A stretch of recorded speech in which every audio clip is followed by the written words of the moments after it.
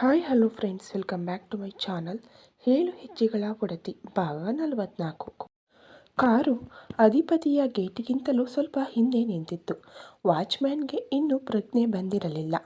ರಮಣ್ ಕಾರಿನ engine of ಮಾಡಿ ಶಬ್ದ ಮಾಡದೆ ಕೆಳಗಿಳಿದು ಗೇಟಿನ ಬಾಗಿಲಲ್ಲಿ ನಿಂತು ನೋಡಿದ. ಟಾರ್ಚ್ ಬೆಳಕು ಲಾನಿನಲ್ಲಿ ಅಲ್ಲಿ ಇಲ್ಲಿ ಹರಿದಾಡುವುದು ಕಂಡು ಮತ್ತೆ ಕಾರು ಹತ್ತಿ ರಿವರ್ಸ್ ತೆಗೆದುಕೊಂಡ. ಕಬೀರ್ ಹೆಚ್ಚಾಗಿ ಈ ಹೊತ್ತಿಗೆ ಎದ್ದು ಓಡಾಡುತ್ತಿರುತ್ತಾನೆ, ಅವನೇ ಇರಬೇಕು. ಸ್ವಲ್ಪ ಹೊತ್ತು ಬಿಟ್ಟು ಹೋದರಾಯಿತು ಅಂದುಕೊಂಡ. ಕಾರನ್ನ ಜಾಸ್ತಿ ಶಬ್ದವಾಗದಂತೆ ಓಡಿಸಿಕೊಂಡು ಹೋಗಿ ಪಕ್ಕದ ರಸ್ತೆಯ ಮರದಡಿಗೆ ನಿಲ್ಲಿಸಿದ. ಇಷ್ಟು ಗುಟ್ಟು ಮಾಡುವ ಅವಶ್ಯಕತೆ ಏನಿತ್ತು ಅಂದಾಗ ಹುಷಾರಿರಲಿಲ್ಲ, ಆಸ್ಪತ್ರೆಗೆ ಕರೆದುಕೊಂಡು ಹೋಗಿದ್ದೆ ಅಂತ ಏನಾದರೂ ಹೇಳಿ ಮ್ಯಾನೇಜ್ ಮಾಡಬಹುದಿತ್ತಪ್ಪ ಅಂತ ಹಣೆ ಸಿಂಡರಿಸಿದಳು. ಮಿಸಸ್ ರಾಧಾ ಅವರೇ? ಓಹೋ ಸಾರಿ, ರಾಧಾ IPS ಅವರೇ. ದೇವರು ಕೊಟ್ಟ ತಲೆನ ಅಪರೂಪಕ್ಕೊಮ್ಮೆಯಾದರೂ ಉಪಯೋಗಿಸಿದ್ರೆ ತಮಗೂ ತಮ್ಮ ಡಿಪಾರ್ಟ್ಮೆಂಟ್ಗೂ ಒಳ್ಳೆಯದು ಅಂದ. ರಾಧಾಳ ಹಣೆಯ ನೆರಿಗೆಗಳು ಮತ್ತಷ್ಟು ಒಂದುಗೂಡಿದವು. ರಾತ್ರೋರಾತ್ರಿ ಆಸ್ಪತ್ರೆಗೆ ಹೋಗಿ ಬರುವಷ್ಟು ಗಂಭೀರ ಆರೋಗ್ಯ ಸಮಸ್ಯೆಯಾಗಿದೆ ಅಂದರೆ ಕೈಯಲ್ಲಿ ಔಷಧಿಗಳು ಕಾಣದೇ ಇದ್ರೆ ಎಷ್ಟು ಪ್ರಶ್ನೆಗಳು ಹುಟ್ಟಿಕೊಳ್ಳುತ್ತವೆ ಗೊತ್ತಿದೆಯೋ ಅಂದ. ಈಗ ನಿಮ್ಮ ಕಾರು ಕಾಣಿಸ್ತಿಲ್ಲ ಅಂದರೆ ಪ್ರಶ್ನೆಗಳು ಹುಟ್ಟಿಕೊಳ್ಳೋದಿಲ್ವೋ ಅಂತ ಅವನದೇ ದಾಟಿಯಲ್ಲಿ ಕೇಳಿದಳು. ನಾನು ಮಧ್ಯರಾತ್ರಿ ಬಂಗಲೆಯಿಂದ ಹೊರಗೆ ಇರೋದು ಹೊಸತೇನಲ್ಲ. ನೀನು ಹೊರಗಿರೋದು ಹೊಸ ವಿಷಯವಾಗಬಹುದು. ನಂಗೇನು, ಉತ್ತರ ನೀನು ಕೊಡ್ತೀಯ ಅಂದರೆ ಈಗಲೇ ಹೋಗೋಣ ಅಂತ ಕಾರು ಕೀಲಿ ತಿರುಗಿಸಿದ. ಅಯ್ಯೋ ಬೇಡ ಬೇಡ ಅಂದ್ಲು. ನೀನು ಕ್ವಾರ್ಟರ್ಸ್ನಲ್ಲಿ ಇದೆಯೋ ಇಲ್ವೋ ಅಂತ ಕಬೀರಂತೂ ಕೋಣೆ ಒಳಗೆ ಹೋಗಿ ನೋಡೋದಿಲ್ಲ. ಅವ ಒಳಗೆ ಹೋಗಿ ಸ್ವಲ್ಪ ಹೊತ್ತಾಗ್ಲಿ, ಆಮೇಲೆ ಹೋದರಾಯ್ತು ಅಂದ. ಸ್ವಲ್ಪ ಹೊತ್ತು ಅಂದರೆ ಎಷ್ಟು ಅಂತ ಅವಳಿಗೆ ಗಾಬರಿಯಾಯಿತು. 1 ತಾಸು ಅಂದರೆ 1 ಗಂಟೆ ಅಂದ. ಅಲ್ಲಿಯವರೆಗೂ ನಾನೇನು ಮಾಡಲಿ ಅಂದ್ಲು. ಭಜನೆ ಮಾಡು, ನಾನಂತೂ ನಿದ್ದೆ ಮಾಡ್ತೀನಿ ಅಂತ ಸೀಟು ಹಿಂದೆ ಅಡ್ಜಸ್ಟ್ ಮಾಡಿಕೊಂಡು ಆರಾಮಾಗಿ ಹೊರಗಿದವನಿಗೆ ತಟ್ಟನೆ ಮತ್ತಿನ್ನೇನು ಹೊಳೆಯಿತು. ಫೋನು ತೆಗೆದು ರಾಧಾಳ ಕೈಗಿಟ್ಟು ಸರಿಯಾಗಿ 15 ನಿಮಿಷ ಬಿಟ್ಟು ಬಂಗಲೆಯ ಲ್ಯಾಂಡ್ಲೈನಿಗೆ ಕಾಲ್ ಮಾಡು, 4 ರಿಂಗ್ ಅಂದ. ಅರ್ಥವಾಗದೆ ರಮಣನ ಮುಖ ನೋಡಿದವಳು ಚೂರು ಬುದ್ಧಿ ಉಪಯೋಗಿಸಿದಳು. ಫೋನ್ ಎತ್ತಲು ಒಳಗೆ ಹೋಗ್ತಾನೆ ಕಬೀರ್. ಹಾಗೇ ಹೋಗಿಬಿಡಬಹುದು ಅಂತನಾ ಅಂದಾಗ, ಪರವಾಗಿಲ್ಲ, ನಿನ್ನ ಬೆಸ್ಟ್ ಫ್ರೆಂಡನ್ನು ಚೆನ್ನಾಗಿಯೇ ಅರ್ಥ ಮಾಡ್ಕೊಂಡಿದ್ದೀಯಾ ಅಂದ. ನನ್ನ ಬೆಸ್ಟ್ ಫ್ರೆಂಡಾ? ಕಬೀರನ ಅಂತ ಉದ್ಗಾರ ತೆಗೆದವಳು ಅಲ್ಲವೇ ಅಲ್ಲ ಅನ್ನುತ್ತಿದ್ದಳೋ ಏನೋ. ರಮಣನ ಪ್ರತಿಕ್ರಿಯೆ ಗಮನಿಸಬೇಕೆನಿಸಿತು. ಬರೀ ಬೆಸ್ಟ್ ಫ್ರೆಂಡ್ ಅಲ್ಲ, close friend. Is A game. ಈಗಲೇ ಅಷ್ಟೊಳ್ಳೆ ಗುಣ, ಒಳ್ಳೆಯ ಕುಟುಂಬದಲ್ಲಿ ಬೆಳೆದಿದ್ರೆ ಇನ್ನೂ ಉತ್ತಮ ಮನುಷ್ಯ ಆಗಿರ್ತಿದ್ದ. ಅದ್ಯಾವುದೂ ಬರೀ ಗಂಡನಿಗೆ ಹೊಟ್ಟೆ ಕಿಚ್ಚು ಹತ್ತಿಸಲು ಹೇಳಿದ ಮಾತಲ್ಲ. ಇಷ್ಟು ದಿನಗಳಲ್ಲಿ ಕೆಟ್ಟ ರೀತಿಯಲ್ಲಿ ಕಬೀರನೆಂದು ನಡೆದುಕೊಂಡಿರಲಿಲ್ಲ, ಅದು ನಿಜ. ರಮಣನು ಒಪ್ಪಿಕೊಂಡ ಅವಳ ಮಾತನ್ನ. ಮೊದಲೆಲ್ಲ ಕೋಪ ಬರೋದು, ನಮ್ಮಿಬ್ಬರನ್ನ ಬೇರೆ ಮಾಡಿದ್ದು ಅವನೇ ಅಂತ. ಆದರೆ ಅವನಾಗ ಹಾಗೆ ಮಾಡದೇ ಇದ್ದಿದ್ರೆ ನಿಮ್ಮ ನಿಜ ಬಣ್ಣ ಗೊತ್ತಾಗ್ತಾ ಇರಲಿಲ್ವಲ್ಲ. ಈಗ ಇಲ್ಲಿ ನನ್ನನ್ನು ಅರ್ಥ ಮಾಡಿಕೊಳ್ಳುವವನು ಅವನೊಬ್ಬನೇ ಅನ್ನುತ್ತಾ ಮೆಲ್ಲಗೆ ಅವನ ಮುಖ ನೋಡಿದಳು. ಸೀಟಿಗೆ ಹೊರಗಿ ಎದೆಗೆ ಕೈಕಟ್ಟಿಕೊಂಡು ಭಾವರಹಿತವಾಗಿ ಕಣ್ಣು ಮುಚ್ಚಿ ಮಲಗಿದ್ದವ ಕಣ್ಣು ಚಿಕ್ಕದಾಗಿ ತೆರೆದ. ಅವಳಿಗೆ ಖುಷಿಯಾಯಿತು. ರಮಣನ ಹೊಟ್ಟೆಯ ಮೇಲೆ ಕೈಯಿಟ್ಟು, ಇಲ್ಲಿ ಬೆಂಕಿ ಹತ್ತಿಕೊಂಡಿರಬೇಕಲ್ಲ ಕಬೀರನನ್ನ ಹೊಗಳಿದ್ದಕ್ಕೆ ಎಂದಳು ರೇಗಿಸುವ ರೀತಿಯಲ್ಲಿ. ಅವಳ ಕೈಯನ್ನ ಹಾಗೆ ಮೇಲೆ ತೆಗೆದುಕೊಂಡು ಹೋಗಿ ಎದೆ ಮೇಲಿಟ್ಟುಕೊಂಡು, ಅಲ್ಲಲ್ಲ, ಇಲ್ಲಿ ಸುಡುತ್ತೆ ನೀನಾಡುವ ಕಿಡಿ ಮಾತುಗಳು ಅಂದ. ಗಪ್ ಚಿಪ್ ಆದಳು. ಮತ್ತೂ ಸುಮ್ಮನೆ ಕೂರಲಾಗಲಿಲ್ಲ ಅವಳಿಗೆ. ಅವನ ಮೊಬೈಲ್ನಲ್ಲಿದ್ದ ಮೆಸೇಜ್ಗಳನ್ನು ತೆಗೆದಳು. ಅವಳ ಅರಿವಿಗೂ ಬಾರದಂತೆ ಬೆರಳುಗಳು ಅಮೈರಾ ಕಳುಹಿಸಿದ್ದ ಮೆಸೇಜನ್ನೇ ತೆಗೆದಿದ್ದವು. ಅಮೈರಾಳಿಂದ ರಾಶಿ ರಾಶಿ I love you, I miss you ಅನ್ನುವ ಮೆಸೇಜ್ಗಳಿದ್ದವು. ಸ್ವಲ್ಪ ಹೊತ್ತಿಗೆ ಮುಂಚೆ ಗಂಡನ ಹೊಟ್ಟೆ ಉರಿಸಲು ಕಾದಿದ್ದವಳ ಒಡಲಿಗೆ ಬೆಂಕಿ ಬಿತ್ತು. ಅಂತ ಯಾವುದೇ ಮೆಸೇಜ್ಗಳಿಗೂ ರಮಣ್ ಉತ್ತರಿಸಿರಲಿಲ್ಲ ಅನ್ನುವುದೇ ಅವಳಿಗೆ ತುಸು ತಂಪೆರೆಯುವ ವಿಷಯ. ಸಹಜವಾಗಿ ಮಾಡಿದ್ದ ಮೆಸೇಜ್ಗಳಿಗೆ ಮಾತ್ರ ಅಮೈರಾಗೆ ರಮಣ್ನಿಂದ ಉತ್ತರ ಸಿಕ್ಕಿತ್ತು. ಮಾತ್ಸರ್ಯ ತಾಳಲಾರದೆ ಮತ್ತೆ ಕಟುಕಿಯಾದಳು. ಈ ಮೆಸೇಜ್ಗಳಿಗೆಲ್ಲ ರಿಪ್ಲೈ ಮಾಡಬೇಕಿತ್ತು. ಪಾಪ, I love you too, I miss you too ಅಂತ. ಹೇಗಿದ್ರೂ ಮದುವೆ ಆಗೋಳ್ತಾನೆ, ಯಾಕೆ ರಿಪ್ಲೈ ಮಾಡಿಲ್ಲ ಅಂದ್ಲು. ಯಾಕೆ ರಿಪ್ಲೈ ಮಾಡಿಲ್ಲ ಅನ್ನೋದು ನಿನಗೂ ಚೆನ್ನಾಗಿಯೇ ಗೊತ್ತು ಅಂದ. ಇಲ್ಲ, ನನಗೆ ಗೊತ್ತಿಲ್ಲ ಅಂದ್ಲು. ಅವ ತಾಳ್ಮೆಯಿಂದ ನುಡಿದ. ಆ ಮೆಸೇಜ್ಗಳನ್ನು ನೀನೇ ಮಾಡಿದರೆ ರಿಪ್ಲೈ ಮಾಡ್ತಿದ್ದೆ. ನನ್ನ I love you too, I miss you ಟೂಗಳ ಹಕ್ಕುದಾರಿನಿ ನೀನೊಬ್ಬಳೆ ಅಂದ. ಮತ್ತೆ ಮಾತನಾಡಲು ಬಾಯಿ ಕಟ್ಟಿತು. ರಮಣ್ ಹೇಳಿದ ಹಾಗೆ ಬಂಗಲೆಯ ಲ್ಯಾಂಡ್ ಫೋನ್ಗೆ 4 ರಿಂಗ್ ಮಾಡಿ ಕಟ್ ಮಾಡಿದಳು. ಬಹಳ ದಿನಗಳಿಂದ ಹೊರಗಿನ ಪ್ರಪಂಚದ ಆಗುಹೋಗುಗಳ ಸಂಪರ್ಕ ತಪ್ಪಿ ಹೋಗಿತ್ತು. ಗೂಗಲ್ ನ್ಯೂಸ್ನಲ್ಲಿ ಓದುತ್ತಾ ಕುಳಿತಳು. ವಿದೇಶದ ಯಾವುದೋ ಹಳೆಯ ಲೇಖನ. ಅಧಿಕಾರದ ಆಸೆಯಿಂದ ಅಂಡರ್ವರ್ಲ್ಡ್ ಡಾನ್ ಬಳಿ ಸಣ್ಣ ಕೆಲಸಕ್ಕೆ ಸೇರಿಕೊಂಡವ ನಿಜವಾಗಲೂ ಡಾನ್ ಆಗಿಬಿಟ್ಟಿದ್ದ. ಬಹಳ ಹಿಂದೆ ಆಗಿತ್ತು. ಅವನ ಪೂರ್ವಪರಗಳ ಜೊತೆ ಬೆಸ್ಟ್ ಆರ್ನಿಯಲ್ ಸ್ಟೋರಿ ಎಂದು ಬರೆದಿದ್ದು ನೋಡಿ ರಾಧಾ ಬೆಚ್ಚಿ ರಮಣನ ಮುಖ ನೋಡಿದಳು. ಇವರು ಹಾಗೆ ಆದ್ರೆ ಅಂತ ಮುಂದೆ ಯೋಚಿಸಲು ಕಷ್ಟವಾಯಿತು ರಾಧಾಗೆ. ಅಲ್ಲ, ಈ ದರಿದ್ರ ಕೆಲಸ ಬಿಟ್ಟು ಬದಲಾಗೋಕ್ಕೇನು ರೋಗ ಅಂತೀನಿ, ಆಗಿದ್ದು ಹಾಗೆ ಹೋಯ್ತು, ಒಳ್ಳೆ ಭವಿಷ್ಯ ಕಟ್ಟಿಕೊಳ್ಳಬಹುದಲ್ಲ ಅಂದಾಗ ಅವ ಇಹದ ಪರಿವೇ ಇಲ್ಲದೆ ಆರಾಮವಾಗಿ ಮಲಗಿದ್ದ. ಕುಳಿತಲ್ಲೇ ತಿರುಗಿ ಸೀಟ ಮೇಲಿನ ಭಾಗಕ್ಕೆ ಮೊಣಕೈ ಊರಿ ತಲೆಗೆ ಆಧಾರವಾಗಿಟ್ಟುಕೊಂಡು ಅವನನ್ನೇ ಕಣ್ಣೆವೆ ಇಕ್ಕದೆ ನೋಡುತ್ತಾ ಯೋಚಿಸುತ್ತಿದ್ದಳು.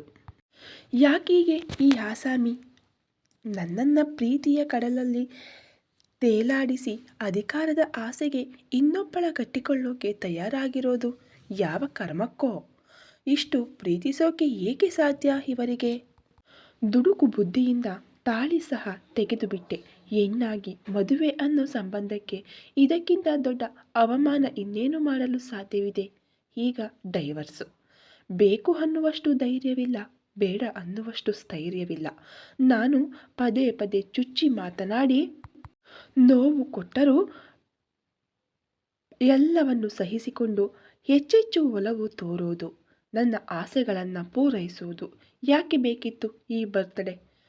ಅದರ ಬದಲು ನಾನು ಬದಲಾಗ್ತೀನಿ ಅನ್ನೋ ಒಂದೇ ಒಂದು ವಾಕ್ಯ ಸಾಕಾಗಿತ್ತು. ಇಡೀ ಜನ್ಮದ ಹುಟ್ಟಿದ ಹಬ್ಬಗಳ ಖುಷಿ ಒಂದೇ ದಿನ ಸಿಕ್ಕಿಬಿಡೋದು ನನಗೆ.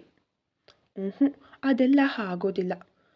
ತಾನು ಈ ಕೆಲಸ ಬಿಡಲಾರ, ನನ್ನ ಖುಷಿಯನ್ನು ಕಿತ್ತುಕೊಳ್ಳಲಾರ. ವೃತ್ತಿ ಸಂಬಂಧದ ಮಧ್ಯೆ ಸಿಕ್ಕಿ ನಲುಗುತ್ತಿರೋದು ನಾನಾ ಇವರ? ವೃತ್ತಿ ಧರ್ಮ ಕರ್ತವ್ಯ ಅದಕ್ಕಿಂತ ಹೆಚ್ಚಿನದು. ನನಗೇನೂ ಇಲ್ಲ ಸರಿ. ಸರಿಯಾಗಿ ಗಮನವಿಡಲು ಆಗದಷ್ಟು ನನ್ನ ಮನಸ್ಸನ್ನು ಅಲ್ಲೋಲ ಕಲ್ಲೋಲ ಮಾಡಿ ನನ್ನ ಕೆಲಸವನ್ನೆಲ್ಲ ಹಾಳುಗೆಡವಿ ನಿಶ್ಚಿಂತೆಯಿಂದ ಮಲಗಿರೋದು ನೋಡು. ಕೊರಳ ಪಟ್ಟಿ ಹಿಡಿದು 4 ಬಿಗಿದು ಕೇಳಿಬಿಡಬೇಕು, ಯಾಕೆಷ್ಟು ಪ್ರೀತಿಸ್ತೀರಿ ಅಂತ ಅನ್ನುತ್ತಾ ಹಿಂದಿನ ಕಿಟಕಿಯ ಗಾಜು ಚೂರೇ ಚೂರು ತೆಗೆದಿದ್ದರಿಂದ ಗಾಳಿಗೆ ರಮಣನ ಹಣೆಯ ಮೇಲೆ 4 ಕೂದಲು ಲಾಸ್ಯವಾಡುತ್ತಿತ್ತು. ಮೆತ್ತಗೆ ಸವರಿದಳು. ಈ ಮೂತಿ ನೋಡಿದರೆ ಮುದ್ದು ಮಾಡಬೇಕು ಅನ್ನಿಸ್ತಿದೆ. ಆಳು ಮನಸ್ಸಿಗೆ ಕಲ್ಲು ಕಟ್ಟಿ ಸಮುದ್ರಕ್ಕೆ ಎಸೆದು ಬಂದು ಬಿಡಬೇಕಿತ್ತು. ಬರೀ ಆ ಕಡೆ ಈ ಕಡೆ ಒದ್ದಾಡೋದೇ ಆಗೋಯ್ತು. ನಾನಾಗಿಯೇ ಇಲ್ಲ ಇಲ್ಲಿಗೆ ಬಂದ ಮೇಲೆ. ಅಪರಾಧಿ ಪೊಲೀಸರ ನಡುವಿನ ಅಂತರ ಎಲ್ಲವನ್ನು ಹಾಳು ಮಾಡುತ್ತಿದೆಯಲ್ಲ. ಪೊಲೀಸ್ ಆದ ಮಾತ್ರಕ್ಕೆ ನಾನೇನು ಹೆಣ್ಣಲ್ಲವಾ? ಗಂಡನ ಪ್ರೀತಿ ಬಯಸೋ ಹಕ್ಕಿಲ್ಲವಾ? ಇಷ್ಟು ಒಳ್ಳೆಯ ಹುಟ್ಟಿದ ಹಬ್ಬಕ್ಕೆ ಒಂದು ಥ್ಯಾಂಕ್ಸ್ ಹೇಳದೆ ಇರುವಷ್ಟು ಕೆಟ್ಟ ಬುದ್ಧಿ ಯಾವಾಗಿಂದ ಬಂತು ನನಗೆ? ಆದರೆ ಒಂದು ಚಾಲೆಂಜ್ ಸೋತು ಬಿಡುತ್ತೇನಲ್ಲ. ಹಾಳಾಗಿ ಹೋಗಲಿ, ಇಂಥ ಸವಾಲುಗಳನ್ನು ಸೋಲದೆ ಇರೋದೇ ದೊಡ್ಡ ಸೋಲು ಅಂದುಕೊಳ್ಳುತ್ತಾ ರಾಧಾಗೆ ಸ್ವಲ್ಪ ಹೊತ್ತು ಬರೀ ಹೆಂಡತಿಯಾಗಿರಬೇಕೆನಿಸಿತು. ಸೀಟಿನ ಮೇಲೆ ಮೊಣಕಾಲು ಊರಿ ಹಿಂದೆ ಬಾಗಿ ರಮಣನ ಹೆಗಲ ಭಾಗದ ಶರ್ಟ್ ಕಿವುಚಿ ಹಿಡಿದು ಗಲ್ಲಕ್ಕೊಂದು ಮುತ್ತಿಟ್ಟಳು. ಅವನ ಚುರುಪುಗಡ್ಡ ಅವಳ ತುಟಿಗೆ ಚುಚ್ಚಿತು. ಇದೊಂದು ಗಡ್ಡ ಅಂತ ತುಸು ಕಿರಿಕಿರಿಯಾದರೂ ಅವನಿಗೆ ಎಚ್ಚರಿಕೆಯಾಗದೆ ಇದ್ದಿದ್ದು ಅವಳಿಗೆ ಮತ್ತಷ್ಟು ಧೈರ್ಯ ತಂತು. ಈ ಬಾರಿ ಕೆನ್ನೆಗೆ ಇನ್ನಷ್ಟು ಗಟ್ಟಿಯಾಗಿ ತುಟಿ ಹೊತ್ತಿದಳು. ಅವಳ ಏಟಿನಿಂದ ಒಣಗಿಕೊಂಡಿದ್ದ ರಮಣನ ಕೆನ್ನೆ ಎಲ್ಲವನ್ನ ಮರೆತು ಸಿಕ್ಕ ಸಿಹಿಮುತ್ತಿಗೆ ಖುಷಿಯಿಂದ ಸಂಭ್ರಮಿಸಿತು. ಅಷ್ಟಕ್ಕೂ ಸಮಾಧಾನವಾಗಲಿಲ್ಲ ರಾಧಾಗೆ. ಮುದ್ದಾಗಿ ಮಲಗಿದ್ದವನ ಕಿವಿಯನ್ನ ಮೆಲುವಾಗಿ ಕಚ್ಚಬೇಕೆನಿಸಿತು. ಒಮ್ಮೆ ಅವಳ ಯೋಚನಾ ಲಹರಿಗೆ ಅವಳೇ ನಾಚಿಕೊಂಡರೂ ಆ ಆಸೆಯನ್ನ ಮಾತ್ರ ಅತ್ತಿಕ್ಕಲಾಗಲಿಲ್ಲ. ಗಂಡನನ್ನ ನೋಡುತ್ತಲೇ ಇದ್ದಳು. ಇನ್ನೇನಾದರೂ ಬಯಕೆಗಳಿದ್ರೆ ಧಾರಾಳವಾಗಿ ಪೂರೈಸಿಕೊಳ್ಳಬಹುದು. ಇಷ್ಟೊತ್ತು ಮಲಗಿದ್ದವ ಹಾಗೆ ಒಂಚೂರು ಅಲುಗಾಡದೆ ಇನ್ನೂ ಸ್ವಲ್ಪ ಹೊತ್ತು ಬೇಕಾದ್ರೆ ತೆಪ್ಪಗೆ ಮಲಗಿಬಿಡ್ತೀನಿ. ನಿನ್ನ ಯಾವುದೇ ಆಸೆಗಳಿಗೆ ನಾನಂತೂ ಅಡ್ಡ ಬರೋದಿಲ್ಲ ಎಂದ ರಮಣ್ ಕಣ್ಣು ಸಹ ತೆರೆಯದೆ. ಅವಳೆದೆ ದಸಕ್ಕೆಂತು. ಇಷ್ಟೊತ್ತು ಎಚ್ಚರವಿತ್ತ ಪಾರ್ಟಿ ಅಂತ. ಅವ ಸುಮ್ಮನೆ ಮಲಗಿದ್ದನಷ್ಟೆ, ನಿದ್ದೆ ಮಾಡಿರಲಿಲ್ಲ. ತಿರುಗಿ ಗಟ್ಟಿಯಾಗಿ ಕಣ್ಮುಚ್ಚಿ ಕುಳಿತು ಬಿಟ್ಟಳು. ಮೊಬೈಲಿನಲ್ಲಿ ಸಮಯ ನೋಡಿ ಕಾರು ಸ್ಟಾರ್ಟ್ ಮಾಡಿದ. ಅಷ್ಟು ತೊಂದರೆಯಾಗುತ್ತೆ ಅಂದರೆ ನಾಳೆನೇ ಈ ಗಡ್ಡ ಮೀಸೆಗಳಿಗೆ ಮುಕ್ತಿ ಕೊಟ್ಬಿಡ್ತೀನಿ ಅಂತ ರಸ್ತೆಯ ಮೇಲೆ ನೋಟ ನೆಟ್ಟು ಹೇಳಿದ. ರಾಧಾಗೆ ಅವನತ್ತ ನೋಡಲು ಧೈರ್ಯ ಸಾಕಾಗಲಿಲ್ಲ. ನೋಡದೇ ಇದ್ದರೂ ಅವನ ಮೀಸೆಯಡಿಯಲ್ಲಿನ ತುಂಟನಿಗೆ ಕಾಣಬಲ್ಲ ದಿವ್ಯ ದೃಷ್ಟಿ ಅವಳಿಗೆ ಪ್ರಾಪ್ತಿಯಾಗಿತ್ತು. ತು ಶುದ್ಧ ಕ್ರಿಮಿನಲ್ ಅಂತ ಉಸಿ ಮುನಿಯಿತು ಹುಡುಗಿ. ಅವಳು ಮನದಲ್ಲಿ ಬೈದುಕೊಂಡಿದ್ದು ಕೇಳದವರ ಹಾಗೆ ಗಕ್ಕನೆ ಬ್ರೇಕು ಹಾಕಿ ನಿಲ್ಲಿಸಿದ. ಒಂದತ್ತು ಮಾರುಗಳಷ್ಟು ಸಹ ಚಲಿಸಿರಲಿಲ್ಲ ಕಾರು. ರಾಧಾ ಜಗಳ ಮಾಡಲೆಂದು ತಿರುಗುತ್ತಿದ್ದಳಷ್ಟೆ. ರಮಣ್ ಅವಳ ಕತ್ತಿನ ಹಿಂದೆ ಕೈಹಾಕಿ ಸೆಳೆದುಕೊಂಡು ಮಾತನಾಡಲು ಅವಕಾಶ ಕೊಡದೆ ಚಂದದ ತುಟಿಗಳನ್ನು ಗಾಢವಾಗಿ ಮುತ್ತಿಟ್ಟು ಮತ್ತಷ್ಟು ಕೆಂಪಗಾಗಿಸಿದ. ಕೊಂಚವೂ ಮಿಸುಕಾಡದೆ ಶರಣಾದಳು. ನಿನಗೆ ಸ್ವಲ್ಪವೂ ಬುದ್ಧಿ ಇಲ್ಲ.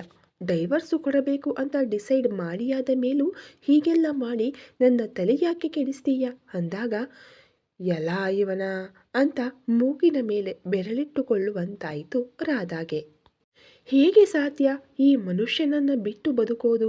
ಸಾಧ್ಯವೇ ಇಲ್ಲ ಅಂದುಕೊಂಡಳು. ಅವಳಾಗಲೇ ನಿರ್ಧಾರ ಮಾಡಿಬಿಟ್ಟಳು. ಯಾವ ಡೈವರ್ಸು ಇಲ್ಲ, ಮಣ್ಣು ಇಲ್ಲ. ನಾನು ವಾಪಸ್ಸು ಹೋಗುವಾಗ ನನ್ನ ಜೊತೆಗೆ ಕರೆದುಕೊಂಡು ಹೋಗ್ತೀನಿ. ಶಿಕ್ಷೆ ನಂತರ ಬದಲಾವಣೆ, ಆಮೇಲೆ ಹೊಸ ಜೀವನ. ಆ ಯೋಚನೆಯೇ ಅವಳಿಗೆ ಕುಣಿಯುವಷ್ಟು ಸಂತಸ ನೀಡಿತ್ತು. ಲಕ್ಸುರಿ ಕಾರು ಕಾವಲಿಯ ಮೇಲಿನ ಬೆಣ್ಣೆಯ ಹಾಗೆ ಬಂಗಲೆಯ ಪೋರ್ಟಿಕೋದಲ್ಲಿ ನಿಂತಿತ್ತು. ಜಿಂಕೆ ಮರಿಯ ಹಾಗೆ ಹಾರಿ ಕುಣಿದು ನಿಧಾನವಾಗಿ ಕ್ವಾರ್ಟರ್ಸ್ ಕೋಣೆ ಸೇರಿಕೊಂಡಳು. ಆವತ್ತು ರಮಣ್ ನೆಮ್ಮದಿಯ ನಿದ್ದೆ ಮಾಡಿದ. ಬೆಳಿಗ್ಗೆ ಇಡೀ ಅಧಿಪತಿಯಲ್ಲಿ ಗಲಾಟೆ. ಎಲ್ಲರೂ ಗಾಬರಿಯಲ್ಲೇ ಇದ್ದರು. ಕಬೀರ ಎಲ್ಲರಿಗಿಂತ ತುಸು ಜಾಸ್ತಿ ಆತಂಕದಲ್ಲಿದ್ದ. ರಾತ್ರೋರಾತ್ರಿ ಯಾರೋ ಕರೆಂಟ್ ಎಲ್ಲ ತೆಗೆದು UPS ವೈರ್ಗಳನ್ನೆಲ್ಲ ಕತ್ತರಿಸಿ ಬಿಟ್ಟಿದ್ದರು. ಯಾರ ಕೆಲಸ ಅಂತ ಕತ್ತಲಲ್ಲಿ ಹೊರಗಿನಿಂದ ಯಾರಾದರೂ ಬಂದು ಏನಾದರೂ ಮಾಡಿರಬಹುದಾ? ಇಷ್ಟೆಲ್ಲ ಆದರೂ ಗಾರ್ಡ್ಗಳಿಗೆ ಒಬ್ಬರಿಗೂ ಎಚ್ಚರವಿಲ್ಲ. ರಮಣ್ ಜಾಗಿಂಗ್ಗೆ ಹೋದವ ಆಗ ತಾನೇ ವಾಪಸ್ ಬಂದ. ಗೋವರ್ಧನ CCTVಗಳನ್ನು ಚೆಕ್ ಮಾಡಬೇಕಿತ್ತು. ಕರೆಂಟು ಹೋಗೋವರೆಗೂ ಆಗಿದ್ದಾದ್ರೂ ರೆಕಾರ್ಡ್ ಆಗಿರುತ್ತಲ್ಲ ಅಂದ. ಕಬೀರ ನೋಡ್ದೆ ಅನುಮಾನಾಸ್ಪದವಾಗಿ ಏನೂ ನಡೆದಿಲ್ಲ ಅಂದ. ರಮಣ್ ಏನಾಯ್ತು ಅಂತ ಗೊತ್ತೇ ಇಲ್ಲದವರ ಹಾಗೆ ಕೇಳಿದ. ಕಬೀರ ಎಲ್ಲವನ್ನೂ ಹೇಳಿದ. ಅದೇ, ನಾನು ಮಧ್ಯರಾತ್ರಿ ದಾಟಿದ ಮೇಲೆ ಬಂದೆ. ಆಗಲೂ ಕತ್ತಲೆಯೇ ಇತ್ತು ಅಂದ. ಕಬೀರ ಊಟ ಆಗುವವರೆಗೂ ಇದೆಯಲ್ಲ, ಮತ್ತೆ ರಾತ್ರಿ ಹೋಗಿದ್ದು ಯಾಕೆ? ರಮಣ್ ಅಂದಾಗ ಒಂದಷ್ಟು ಕೊಡೋದು ತೆಗೆದುಕೊಳ್ಳೋದು ವ್ಯವಹಾರ ಬಾಕಿ ಉಳಿದಿತ್ತು. ಚುಕ್ತ ಮಾಡಿಯಾಯಿತು ಎನ್ನುತ್ತಲೇ ಮೆಲ್ಲಗೆ ಮಡದಿಯ ಮುಖ ನೋಡಿದ. ಅವಳು ಮೂತಿ ತಿರುವಿದಳು. ಇಡೀ ಬಂಗಲೆಯ ಒಳಗೆ ಶೋಧಿಸಿದರೂ ಏನೂ ಸಿಗಲಿಲ್ಲ. ಕಾಂಪೌಂಡ್ ಒಳಭಾಗದಲ್ಲಿ ಕುಂಕುಮ ಹಚ್ಚಿದ ನಿಂಬೆಹಣ್ಣುಗಳು ಬಿದ್ದಿದ್ದವು. ಯಾರೋ ಹೆದರಿಸಲು ಮಾಟ ಮಾಡಿದ ನಿಂಬೆಹಣ್ಣುಗಳನ್ನು ಎಸೆದಿದ್ದಾರೆ ಎಂದುಕೊಂಡು ಗೋವರ್ಧನ ಆಗಲೇ ಪೂಜಾರಿಗಳನ್ನು ಕರೆಸಿ ಅದಕ್ಕೂ ಒಂದು ಪರಿಹಾರ ಮಾಡಿಸಿದ. ರಾಧಾಗೆ ಇದರ ಹಿಂದೆ ಇರುವ ಬುದ್ಧಿಶಕ್ತಿ ರಮಣ್ಣದ್ದೇ ಎಂದು ಅರ್ಥವಾಗಿತ್ತು. ಕರೆಂಟು ಹೋಗಿತ್ತು. ಗಾರ್ಡ್ಗಳು ಯಾರಿಗೂ ಎಚ್ಚರವಿಲ್ಲ. ಆದರೂ ಬಂಗಲೆಯಲ್ಲಿ ಏನೂ ನಡೆದೇ ಇಲ್ಲವೆಂದರೆ ಬಹಳಷ್ಟು ಪ್ರಶ್ನೆಗಳು ಏಳುತ್ತವೆ ಎಂದು ದಾರಿ ತಪ್ಪಿಸಲು ಹೂಡಿದ ತಂತ್ರ ಈ ಮಾಟ. ರಮಣ್ ಜಾಗಿಂಗ್ಗೆ ಹೋದಾಗ ಹೊರಗಿನಿಂದ ಕಾಂಪೌಂಡ್ ಒಳಗೆ ಎಸೆದು ಬಂದಿದ್ದ. ರಾಧಾ ಆಹಾ ಪ್ರಳಯಾಂತಕ ಎಂದುಕೊಂಡಳು. ಮಧ್ಯಾಹ್ನವಾಗುತ್ತಲೇ ಅವನ ಬುಲೆಟ್ ಊರಿನಿಂದ ಬಂತು ತರಿಸಿಕೊಂಡಿದ್ದ. ರಾಧಾಗೆ ಅದನ್ನ ನೋಡುತ್ತಲೇ ಒಂದಷ್ಟು ಸವಿ ನೆನಪುಗಳು ಮೆದುಳಿನಲ್ಲಿ ಹಾದು ಮನಸ್ಸು ತುಂಬಿ ಬಂತು. ರೀಮಾ ಮೇಲೆ ಕೋಣೆಯಲ್ಲಿ ಕುಳಿತು ಟಿವಿ ನೋಡುತ್ತಿದ್ದಳು. ರಾಧಾಳನ್ನ ಕೂಗಿದಳು. ತ್ರಿಶಾಲಾ ಇಲ್ಲಿ ಬಾ, ಒಂದು ಹೊಸ ರುಚಿ ಅಡುಗೆ ತೋರಿಸ್ತಾ ಇದ್ದಾರೆ, ನೀನು ಟ್ರೈ ಮಾಡು ಅಂದ್ಲು. ರಾಧಾಗೆ ಅದರಲ್ಲೇನು ಆಸಕ್ತಿ ಇಲ್ಲ. ಆದರೂ ಹೋದಳು. ರಮಣನ ಕೋಣೆಯನ್ನ ದಾಟೇ ಹೋಗಬೇಕಿತ್ತು. ಸುಮ್ಮನೆ ಹಿಣುಕಿದಳು. ಎಲ್ಲಿಗೋ ಹೋಗಲು ತಯಾರಾಗಿದ್ದ. ಕಿಸೆಯಲ್ಲಿ ಬುಲೆಟಿನ ಕೀಲಿ ತುಂಬಿಕೊಂಡಿದ್ದು ನೋಡಿ ರಾಧಾಗೆ ತಲೆ ಕೆಟ್ಟಿತ್ತು. ಅವನ ದಾರಿಗೆ ಅಡ್ಡ ನಿಂತಳು. ಏನು ಅಂದ. ಕಾರು ತಗೊಂಡೋಗಿ. ಬೈಕ್ ಯಾಕೆ? ಸೇಫ್ ಅಲ್ಲ, ಏನಾದರೂ ಆದ್ರೆ ಅಂದ್ಲು. ಏನಾಗಲ್ಲ, ಜಾಗ ಬಿಡು ಅಂದ. ಹೇಳಿದ ಮಾತು ಕೇಳೋಕೇನು ನಿಮಗೆ? ಬೈಕು ಬೇಡ ಅಂದರೆ ಬೇಡ ಅಷ್ಟೇ ಅಂದ್ಲು. ನೀನ್ಯಾರು ಅದನ್ನೆಲ್ಲ ಕೇಳೋಕೆ ಅಂತ ಅವ ರಾಧಾಳನ್ನ ಕೆಣಕಲು ಹೇಳಿದ ಮಾತದು. ಆದರೆ ಅವಳಿಗೆ ಬೇಜಾರಾಯಿತು. ಯಾರೂ ಅಲ್ಲ, ಸಲುಗೆ ತಗೊಂಡು ಹೇಳಿಬಿಟ್ಟೆ, ತಪ್ಪಾಯ್ತು, ಕ್ಷಮಿಸಿ ಬಿಡಿ ಸರ್ ಎಂದು ರೇಗಿ ಎರಡೂ ಕೈಯೆತ್ತಿ ಪಟ್ಟೆಂದು ಮುಗಿದು ಅವನಿಗೆ ದಾರಿ ಬಿಟ್ಟು ರೀಮಾ ಗೋವರ್ಧನನ ಕೋಣೆಗೆ ಹೋದಳು. ಹಾಗೆ ಸ್ವಲ್ಪ ಹೊತ್ತಿಗೆ ಬುಲೆಟ್ ಗಾಡಿಯ ಗುಡುಗಿನ ಶಬ್ದವಾದಾಗ ರಮಣ್ ಹೋಗಿದ್ದು ಅರಿತು ತನ್ನ ಮಾತು ಕೇಳದೆ ಹೋಗಿದ್ದಕ್ಕೆ ರಾಧಾಗೆ ಮತ್ತೂ ಕೋಪ ಹೆಚ್ಚಿತು. ರೀಮಾ ಅಡುಗೆ ಬಗ್ಗೆ ಏನೇನೋ ಹೇಳಿ ಸ್ನಾನ ಮಾಡಬೇಕು, ಒಂಚೂರು ಕಡಲೆ ಹಿಟ್ಟು ತರ್ತೀನಿ ಎಂದು ಎದ್ದಳು. ರಾಧಾಗೆ ಇದೇ ಒಳ್ಳೆಯ ಸಮಯ ಅನ್ನಿಸಿತು. ಗೋವರ್ಧನ ಮನೆಯಲ್ಲಿರಲಿಲ್ಲ. ರಮಣನು ಹೊರಗೆ ಹೋಗಿದ್ದ. ರಾಧಾ ರೀಮಾಳ ಬಟ್ಟೆಗಳನ್ನೆಲ್ಲ ಎತ್ಕೊಂಡು ನಾನಿಡುತ್ತೇನೆ ಒಳಗೆ ಎಂದು ಬಾತ್ರೂಮ್ ಒಳಗೆ ಹೋದವಳು ಟವಲ್ ಬಿಟ್ಟು ಉಳಿದದ್ದೆಲ್ಲವನ್ನ ಇಟ್ಟಳು. ಹೇಗೂ ಟವಲಿಗಾಗಿ ಕೂಗು ಬಂದೇ ಬರುತ್ತದೆ ಎಂದು ಗೊತ್ತಿತ್ತು. ಆಗ ಹೊರಗೆ ಬಂದರಾಯಿತು. ಇಲ್ಲದೆ ಹೋದಲ್ಲಿ ಆಕೆ ಸ್ನಾನ ಮುಗಿಸಿಕೊಂಡು ಬಂದಾಗ ತಾನಿಲ್ಲಿರುವುದು ತಿಳಿದು ದೊಡ್ಡ ರಂಪಾಟವಾಗಿ ಬಿಡಬಹುದು ಅಂದುಕೊಂಡಳು. ರೀಮಾ ಸ್ನಾನಕ್ಕೆ ಹೋಗುವವರೆಗೂ ಕಾದು ಮತ್ತೆ ಗೋವರ್ಧನನ ಕೋಣೆ ಹೊಕ್ಕಳು. ಡ್ರಾಯರ್ನಲ್ಲಿ ಕಬೋರ್ಡ್ ಕೀ ಸಿಕ್ಕಿತು. ಕಬೋರ್ಡಿನ ಬಾಗಿಲು ತೆಗೆದು ನೋಡಿದಾಗ ಅಲ್ಲಿದ್ದಿದ್ದೇ 4-5 ಫೈಲುಗಳು. ಬಹುಶಃ ಉಳಿದಿದ್ದು ಕಂಪ್ಯೂಟರ್ನಲ್ಲಿ ಶೇಖರಿಸಿಟ್ಟಿರಬಹುದು ಅಂದುಕೊಂಡಳು. ಸಿಕ್ಕ ಫೈಲುಗಳಲ್ಲೇ ತಡಕಾಡಿ ಒಂದು ಫೈಲನ್ನು ಎತ್ತಿಕೊಂಡಳು. ಫೋಟೋ ಹೊಡೆದುಕೊಳ್ಳಲು ಫೋನು ಇರಲಿಲ್ಲ. ಮುಖ್ಯ ಎನಿಸಿದ ಹಾಳೆಗಳನ್ನು ತೆಗೆದುಕೊಂಡು ಬಿಡೋಣ ಎನಿಸಿತು. ಕೊಂಚ ಅಪಾಯಕಾರಿ ವಿಷಯವೇ. ಗೋವರ್ಧನನಿಗೆ ಆ ಫೈಲುಗಳಲ್ಲಿರುವ ಹಾಳೆಗಳು ಕಾಣಿಸುತ್ತಿಲ್ಲ ಎಂಬ ಸಣ್ಣ ಸಂಗತಿ ಗಮನಕ್ಕೆ ಬಂದರೂ ಅನಾಹುತ ನಡೆದು ಹೋಗುತ್ತಿತ್ತು. ಬರೆದುಕೊಳ್ಳಲಾದರೂ ಏನಾದರೂ ಖಾಲಿ ಡೈರಿ ಪೇಜುಗಳು ಸಿಗಬಹುದೇನೋ ಎಂದು ನೋಡಿದಳು. ಸಿಗಲಿಲ್ಲ. ಏನಾದರಾಗಲಿ ಜೆರಾಕ್ಸ್ ಮಾಡಿಸಿ ವಾಪಸ್ಸು ಇಟ್ಟರಾಯ್ತು ಅಂತ 3-4 ಹಾಳೆಗಳನ್ನು ಮಡಚಿ ಸೊಂಟಕ್ಕೆ ಸಿಕ್ಕಿಸಿ ಸೆರಗಿನಲ್ಲಿ ಮರೆ ಮಾಡಿಕೊಂಡಳು. ಒರಿಜಿನಲ್ ಪೇಪರ್ಸ್ಗಳನ್ನು ಆಗಿನಿಂದಾಗಲೇ ಜೆರಾಕ್ಸ್ ಮಾಡಿಸಿ ಸ್ವಸ್ಥಾನ ಸೇರಿಸಬೇಕಿತ್ತು. ಅದನ್ನು ಸುಬೋಧನಿಗೆ ತಲುಪುವ ಹಾಗೆ ಮಾಡಿದರೆ ಮುಂದಿನದು ಅವನು ನೋಡಿಕೊಳ್ಳುತ್ತಿದ್ದ. ಉಳಿದ ಎಲ್ಲವನ್ನು ಹೇಗಿತ್ತೋ ಹಾಗೆ ಇಟ್ಟು ಹೊರಗೆ ಬಂದಳು. ರಾಧಾ ಮೊದಲೇ ಎಣಿಸಿದಂತೆ ರೀಮಾ ಆಗಲೇ ಟವಲಿಗಾಗಿ ಹುಡುಕಾಟ ಶುರು ಮಾಡಿ ತ್ರಿಶಾಲಾ ತ್ರಿಶಾಲಾ ಎಂದು ಕೂಗುತ್ತಿದ್ದಳು.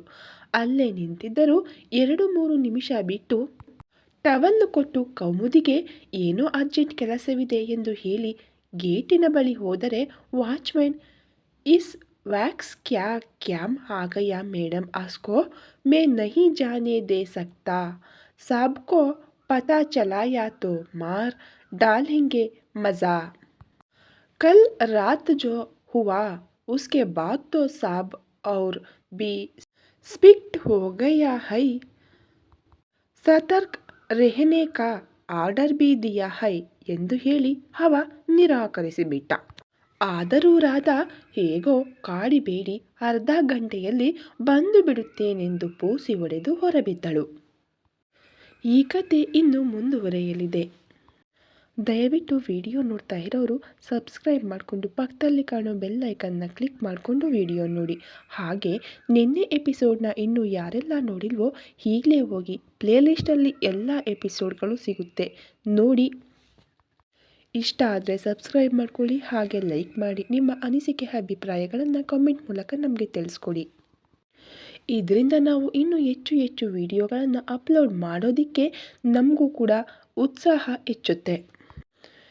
ವಿಡಿಯೋ ನೋಡ್ತಾ ಇರೋ ನಿಮ್ಮೆಲ್ಲರಿಗೂ ತುಂಬ ಹೃದಯದ ಧನ್ಯವಾದಗಳು. Thank you so much.